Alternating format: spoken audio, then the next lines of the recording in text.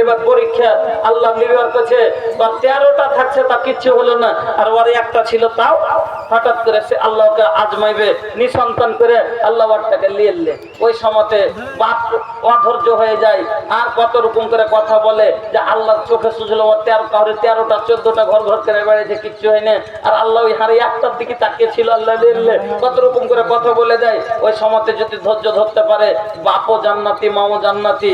দলিল এই হাদিস নিয়ে, হাদিসের রাবি হচ্ছেন কুররাত ইবনে ইয়াস রাদিয়াল্লাহু তাআলা আনহু। শেষ হাদিস এটাই শোনাচ্ছি, 12টা বেজে যাবে আর আমি সবকে বিদায় করে দিব। কুররাত ইবনে ইয়াস বলছেন যে আল্লাহ রাসূলের কাছে একটা লোক আসতো, যখন আল্লাহ রাসূল সভা করতেন, তো ওই সভাতে আল্লাহ রাসূলের সভাতে একটা লোক আসতো, তো লোকটার সাথে একটা ছোট বাচ্চা থাকতো, লোক ধরে ধরে আসতো। অনেক জায়গায় দেখিয়েন জাফর দিয়েছে, তো মডেল আছে, তো মডেলের সাথে আর কত লোক ধরে চলে আসে, তখন আসে মডেলের যে এটা কোন অভ্যাস খারাপ যে ও আসবে আসবে পোতা কোবাইন ঢেলে আসবে, হ্যাঁ কহে না এরকম মানুষই করে, কিন্তু না ওইটা ওয়ার দোষ নয়, ওইটা ওর ভালোবাসার দোষ।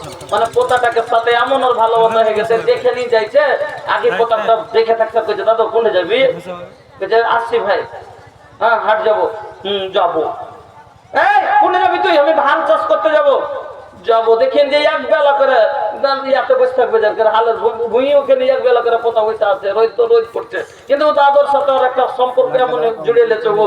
এবার ওই রকম যেখানে বাড়াইছে সেখানে যাবো, তো ওখানে কি করবে, মজবুর হয়ে বলতে পারা ছিল জাফর খেতে পারাইছে, আর দেখে পিছিয়ে দাদা কোনটি যাবে, হ্যাঁ যাইনি ভাই কোনটি আসছে, যাবো, না না আমি চলে আসছি ভাই, যাবো, দেখ কোনে যাবি, যখন দাদা একটু খ্যাঁকড় দিয়ে বলে তখন ওইখানে পড়ে পড়ে দিয়েছে, দেখবেন কানতে লাগে কিনা।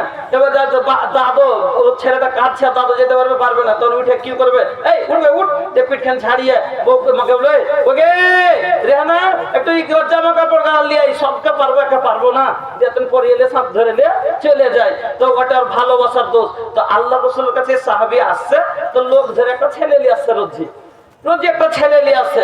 আল্লাহ রাসূল একদিন বলছেন, আচ্ছা এটা তোমার কে, তোমার বেটা? জি। তো খুবই ভালোবাসো নাকি? জি হ্যাঁ। কতখানি ভালোবাসি বলতে তো পারবো না, তবে একটা কথা বলবো, আল্লাহ যেন আপনাকেও ভালোবাসেন। কতখানি, এর মানে যে আমি অত্যন্ত ভালোবাসি। হ্যাঁ, এবার কয়েকদিন হয়ে গেছে, তা আল্লাহ রাসূল আর লোকটাকে দেখতে পাই না, সভাতে আর আসে না। আল্লাহ রাসূল বলছেন কি ব্যাপার গো, ওই যে লোকটা আসতো একটা বাচ্চার সঙ্গে করে, আর তো দেখতে পাই না, কি কথা? সাহাবায়ে কেরাম বলছেন ইয়া রাসূলুল্লাহ, ইয়া হাবিবাল্লাহ, নবী গো, ওই যে লোকটার বাচ্চা সঙ্গে করে আসতো গো নবী, তবে ওই লোকটার সঙ্গের বাচ্চাটা মারা গেছে। কয়েকদিন আগে ওই বাচ্চাটা মারা গেছে, বাচ্চাটা দুনিয়া ছেড়ে দিয়েছে। এই কথা শোনার পরে আল্লাহর নবী এবার ওখান থেকে উঠে গেলেন আর যেতে শুরু করলেন কোথায়? ওই সাহাবীর বাড়িতে। আমার নবী উঠে চলে গেলেন, যাওয়ার পরে দেখছে সাহাবী বসে আছে, বলছে কি ব্যাপার, তুমি আমার কাছে যাওয়া কেন ছেড়ে দিলে, কেন যাও না? বলে ইয়া রাসূলুল্লাহ, আপনার কাছে যাওয়ার জন্য মন খুব চাইছে, যাওয়ার জন্য বের হচ্ছে, কিন্তু যখন রাস্তায় যাচ্ছি বের হচ্ছি, আমার হাতে দেখি সন্তানটা আর লোক ধরে না, তখন আমার মনটা কেমন করতে লাগে, আমি একাই পড়ে যাই, আমার সঙ্গী হারিয়ে গেছে, তার কারণে পা যেন লাগছে আর উঠে না, মনটা কেমন করতে লাগে, তখন আমি ঘুরে বাড়ি চলে আসি। আল্লাহর নবী এই কথা শোনার পরে বলছেন আমা তুহিব্বু আল্লাহ তাতিয়া বাবাম মিন আবওয়াবিল জান্নাতে ওয়াজাদতাহু ইয়ানতাজিরুকা। আল্লাহর নবী বলছেন আমা তুহিব্বু, আচ্ছা তুমি কি ভালোবাসো না আল্লাহ তাতিয়া বাবাম মিন আবওয়াবিল জান্নাতে, তোমার সন্তানটা তোমার আগে জান্নাতে যায় দরজা খুলে তোমার আসার অপেক্ষায় দাঁড়িয়ে থাকবে, দাঁড়িয়ে থাকবে, এটাকে তুমি চাও না? এ তখন বোঝা গেল ছোট সন্তান যদি মরে যায়, মা বাবা যদি সবুর করে ধৈর্য রাখে, তো এই সন্তান মা বাবার জন্য জান্নাতের দরজা খুলে মা বাবার আশার ইন্তজারে দাঁড়িয়ে থাকবে, অপেক্ষায় দাঁড়িয়ে থাকবে। এই জন্য মা খালার আমার কাঁদবেন না, সবুর করবেন। বলবেন মুলি সাহেব সবুর তো করছি, তা আপনারা সবুর করছেন তো সবুর আপনার হয় না। সবুরের নিয়ম হলো প্রথম মুসিবত থেকে সবুর করতে হবে। যখন আপনার মরল তখনই এটা লয় যে কান্দে কাইতে যখন লাশ নিয়ে চলে গেল তখন আপনি সবুর করবেন, এটা সবুর লয়। কিরকম সবুর করার নিয়ম কি? একদিন আল্লাহ রসুল রাস্তা দিয়ে চলে যাচ্ছেন, হাদিস কইতে যাচ্ছে, তো হাদিস মনে পড়ে যাচ্ছে, তখন বলে দেওয়া হয়েছে। একদিন আল্লাহ রসুল রাস্তা দিয়ে চলে যাচ্ছেন, তাহলে একজন মহিলাকে দেখছে যে কবরের পাঞ্জরে বসে বসে কাঁদছে। একটা মায়ের লোককে দেখছে যে কবরের পাঞ্জরে বসে বসে কাঁদছে। তো এবারে কিরকম করে কাঁদছিল আল্লাহ জানে। মনে হয় যাহার মা বোনেরা যেরকম ওকে মা আগে বাপুজি বাপু হয়ে করে কাঁদছে, এরকম কাঁদছিল। তা আল্লাহ রসুলকে বলছেন ইত্তাকিল্লাহ, আল্লাহকে দেখে ভয় করো, ওয়াসবিরি, ধৈর্য ধরো। আল্লাহ রসুল মহিলাকে দেখে কাঁদতে দেখে বলছেন ইত্তাকিল্লাহ, আল্লাহকে দেখে ভয় করো, ওয়াসবিরি, সবুর করো। যেমনই এই কথা বলা, এই মহিলা একটু কর্কশ, মানে আল্লাহ রসুলকে চিনছিল না। কি বলছে? আপনি এখান থেকে জানতো, নিজের কাজ করেন, আপনি ফের কি জানেন কি হয়েছে, কত বড় মুসিবত এসেছে। নাবিকে বলছে, মানে চিনেন আল্লাহ রসুলকে। এক একটা মহিলা হয় না এরকম খেসটা ভাষা, ওই ওর স্বামী স্ত্রীতে ঝগড়া করেছে, রাগ করে বাড়ি এখানে চলে গেছে। কইছে জি ওর তখন দুবারই মেরেছে, ওর মার সাথে ঝগড়া করছিল। তখন কইছি তুই মুখ বন্ধ কর। ও মুখ বন্ধ করবে না, কইছে ওর মা বোনের মুখ বন্ধ করতে পারে না, হাতে খালি কইছে মুখ বন্ধ করেছে। কইছে আরে ও তো মা, ওকে তো কইছি তোকে তো মারতে পারবো না, তুই তো লক করে থাক, তুই তো বুঝ। ও বুঝবে না, হ্যাঁ ওর মা বহিন ছিঁড়ে খাবে, আমি লক্ষ্যে থাকবো। রাইগে তখন দুবারই মেরেছে। তো কইছে মা বহিনের লেগে মারলে থাক, ওর মা বহিন থাক, ওর বাড়ি আমি চলনু, জান দিয়ে দেবো।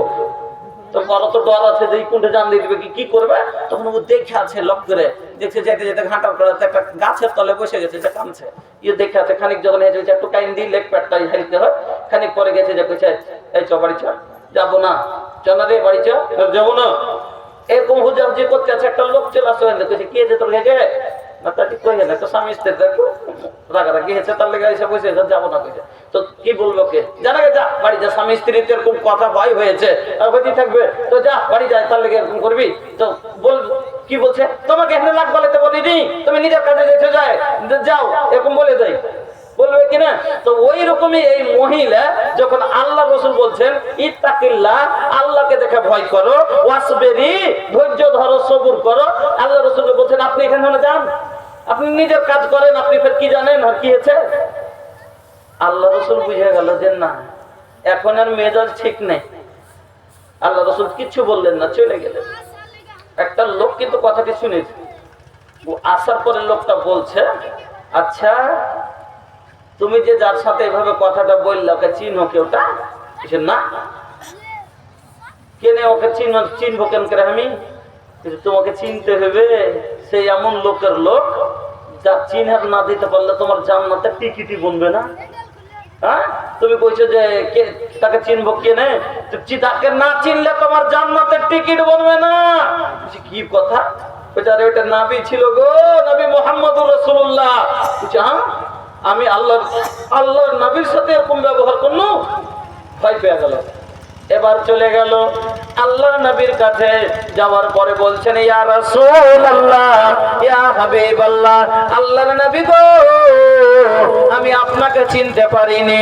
আল্লাহর নবী আপনার সাথে আমি খারাপ ব্যবহার করেছি। আল্লাহর রাসূল আমি কাঁদছিলাম, আমি আর কাঁদবো না, আজ থেকে আমি সবুর করলাম, আর জীবনে এই মতো কান্না করব না। আল্লাহর নবী বললেন মহিলারে শোনো,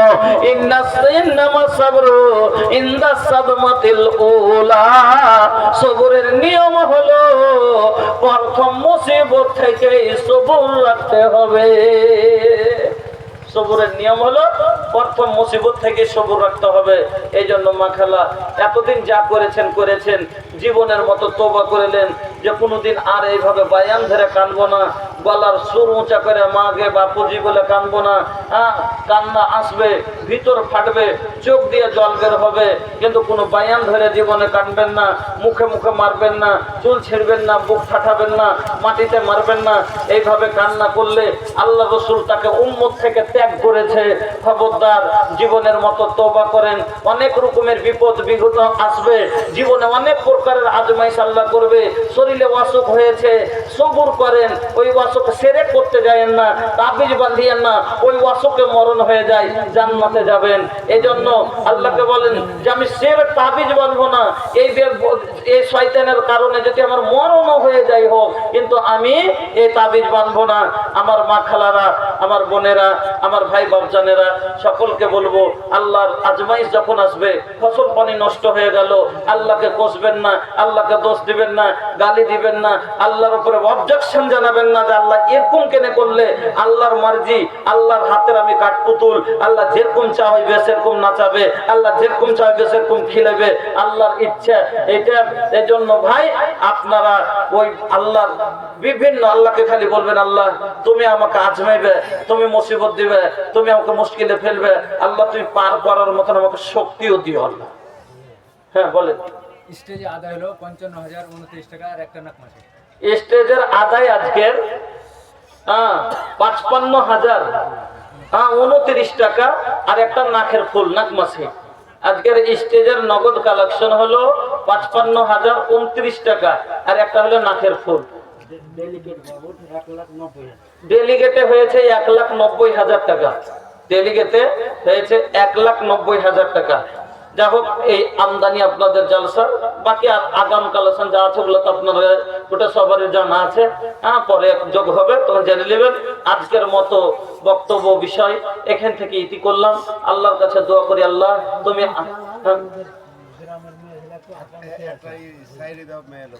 এই বাবুল আর করে আমাদের গ্রামের মেয়ে ছেলে 150 টাকা।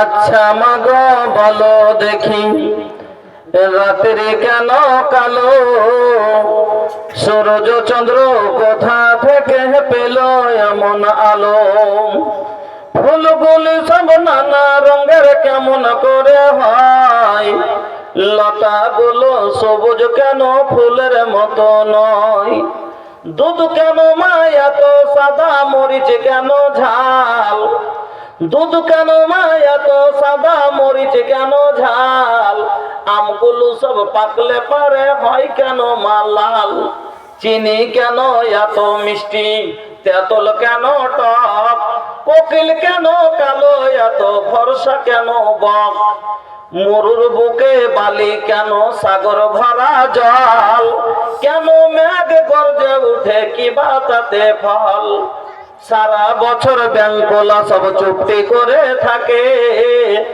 মেঘের পানি পেলে কেন ক্যাঁকো ক্যাঁকো ডাকে, কেউ পাখিরই হয় না পাখা কেমন মজা শুনো, কেউ পাখিরই হয় না পাখা কেমন মজা শুনো, দাঁড়িয়ে কেন ঘোড়া ঘুমাই বলতে পারো কেন, গাধার কেন সিং গজায় না ঘোড়ার ঘাড়ে চুল, গাধার কেন সিং গজায় না ঘোড়ার ঘাড়ে চুল, কলা গাছের হয় না তক্তা তাই কি আল্লাহর বানা ভুল, নারীর কেন গোপ গজায় না মুখে হয় না দাড়ি, নারীর কেন গোপ গজায় না মুখে হয় না দাড়ি, গলায় সুরে মধু ভরা বুকে দুধের হাঁড়ি, রক্ত মাংস দিয়ে গড়া নর নারীর দেহ, তবে কেন পূর্বে দিয়া তো বলতে পারো কেউ, বাঘের কেন বাচ্চা হয় মা 12 বছর পরে, সিংহ সেবক জন্ম নিয়ে সন্ন্যতে লাফ মারে, হরিণের মেঘন নবী খুশবু ভরা যেন, 2 পার্শ্বে 2 সিং বাড়িয়া সরে শক্তি কেন, বলল ভীমরুল বিষে ভরা মাছির মুখে মধু হেন, আর জোনাকি পোকার পাছাই এলো বলতে পারো কেন, সন্ধ্যা হলে আকাশ জুড়ে তারার আবির্ভাব, মিষ্টি জলে পূর্ণ কেন নারিকেলের ডাব, মহেশে বলেন সোনার খোকন আছেন রহমান, যা কিছু সব তিনি করেন সবই তারই দান। আমার দ্বারা যদি কেউ কষ্ট পেয়ে থাকেন ক্ষমা করবেন। হাদিস কোরআন বলতে যে কোথাও যদি মিস বলতে পারেন বলবেন, দেখে নিব।